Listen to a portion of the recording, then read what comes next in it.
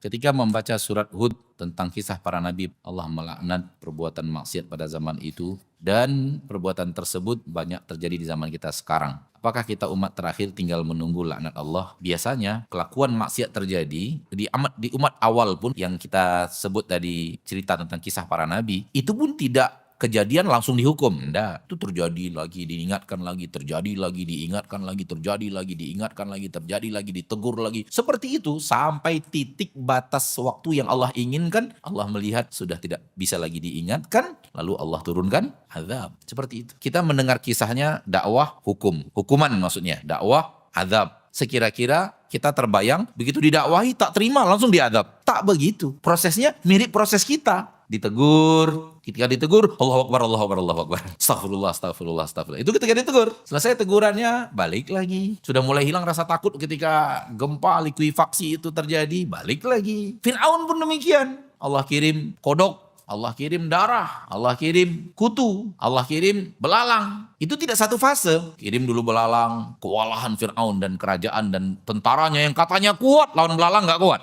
Katanya dia punya tentara yang tak bisa dikalahkan. Tapi lawan belalang gak kuat. Kewalahan Fir'aun dan tentaranya yang katanya hebat. Lalu datang kepada Nabi Musa. Wahai Musa, berdoalah kepada Rabbmu. Kalau Rabbmu bisa menghalau belalang ini, kami akan beriman. Lalu Nabi Musa berdoa. Lalu Allah angkat belalang. Kembali lagi. Dan itu pakai proses loh. Setelah itu Allah kirim kutu. Di mana-mana kutu. Gitu lagi. Datang lagi kepada Nabi Musa. Berdoalah kepada Rabbmu. Angkat. Jadi ditegur. Balik lagi. Ditegur lagi. Diingatkan lagi. Balik lagi. Ditegur lagi. Diingatkan balik lagi. Semua itu proses sampai kepada titik adab benar-benar diturunkan. Dan itu tidak tertutup kemungkinan. Kalau kita nggak balik-balik juga, adab diturunkan.